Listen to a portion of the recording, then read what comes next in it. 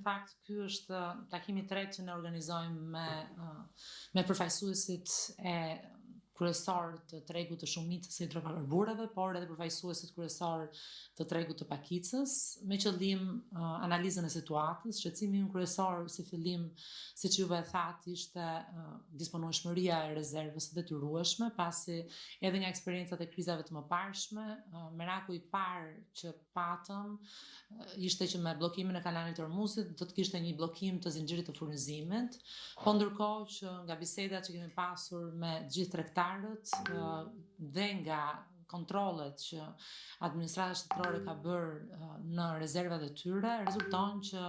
rezervat ligjore janë të respektuara, por mbi të gjitha jo vetëm rezervat ligjore të detyrueshme, por edhe kanalet e furnizimit garantojnë një mos ndërprerje të furnizimit, duke qenë se pjesa më e madhe e tregtarëve kanë kontrata afatgjata, të cilat nuk lidhen me kanalin e Hormuzit. Sigurisht që shqetësimi kryesor i dytë pas furnizimit lidhet me çmimet, patjetër që ne jemi të shqetësuar për situatën e çmimeve në tregun e karburanteve, që është dhe tema kryesore e takimit të sotëm, por nuk jemi të përqendruar vetëm aty, jemi duke analizuar situatën e çmimeve në tërësi, me qëllim që të garantojmë që nuk do të ketë abuzime, nuk do të ketë situata në të cilin tregtarët, jo vetëm të karburanteve, por edhe të ushqimeve, mund të abuzojnë me çmimet nisur nga një situatë e paqartë në tregun e karburanteve. Për të filluar me tregun e karburanteve, siç juve e thatë, bursat ndërkombëtare që nga muaji i shkurt, që kanë pasur luhatje të jashtëzakonshme. Muaji i shkurt ka pasur një mesatare të çmimit të bursës për karburante rreth $700, ndërsa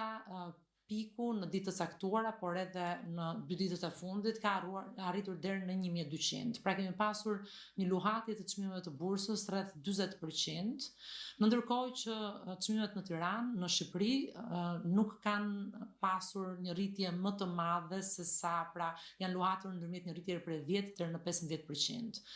Për këtë, sigurisht që jemi ulur, kemi diskutuar me gjithë tregtarët, ne kemi një eksperiencë të mëparshme gjatë krizës së Ukrainës me krijimin e bordit të karburanteve, i cili përcaktonte çmime maksimale të tregtimit, të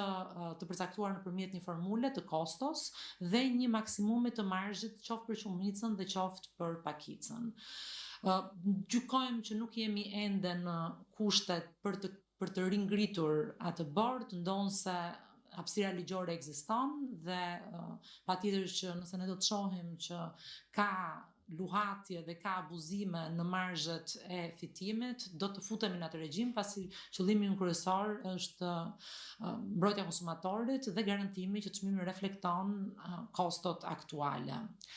Nga dita në ditë, pra çdo ditë, ne kemi ngritur një ekip nëpërmjet 3 ministrive dhe përfaqësues të agjensive të ministrive, ku monitorojmë çmimin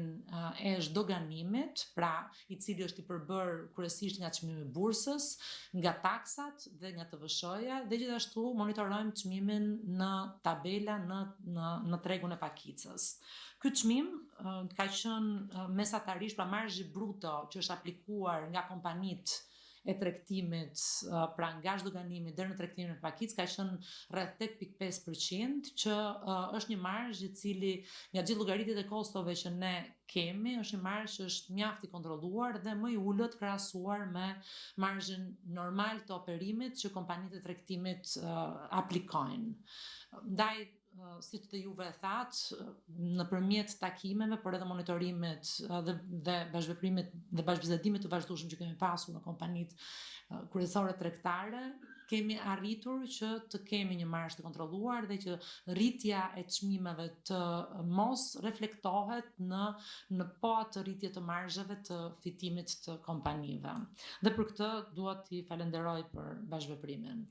Nga ana tjetër, jemi duke monitoruar, siç thash, në mënyrë ditore furnizimin me ushqime, çmimet e ushqimeve, për produktet kryesore të shportës. Kemi identifikuar 70% të produkteve të shportës, të cilët jemi duke monitoruar në disa pika tregtimi dhe aty nuk ka pasur asnjë luhatje deri tani të shkaktuara nga ndonjë sjellje abuzive apo spekulative e tregtarëve. Eksperienca e më parshme na ka treguar që kriza energjetike shkaktoi rritje të jashtëzakonshme të inflacionit në vendet të botës, megjithatë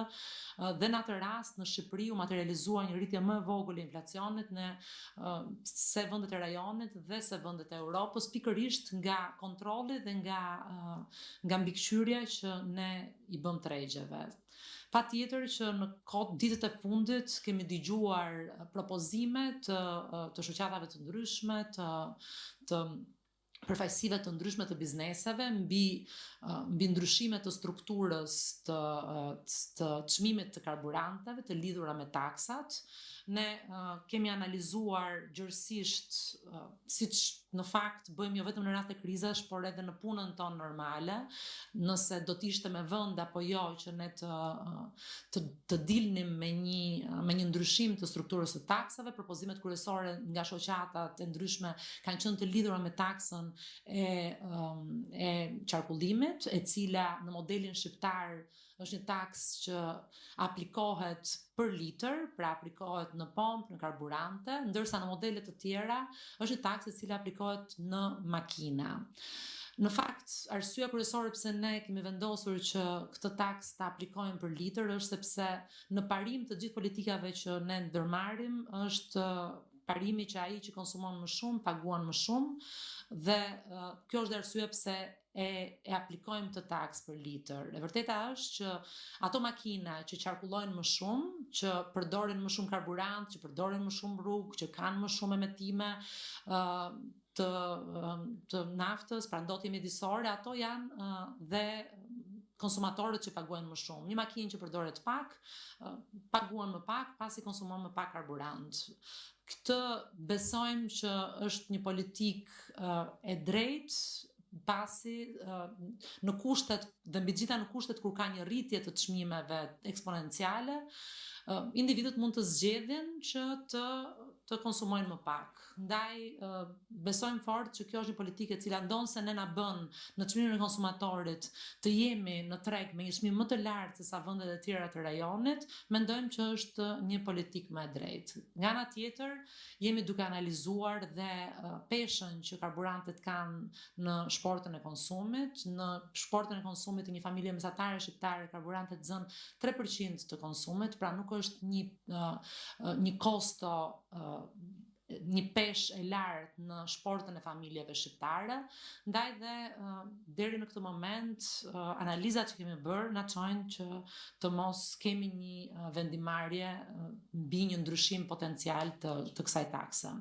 Vendet të tjera të rajonit kanë ndërmarrë masa të ndryshme, si reduktimi i eksporteve apo bllokimi i eksporteve të karburanteve. Në të vërtetë janë vende të cilat edhe kanë rafineri, pra eksportojnë dhe naftë e cila është e konsumueshme nga konsumatorët, ndaj dhe kanë vendosur që karburantet t'i mbajnë në vendin e tyre.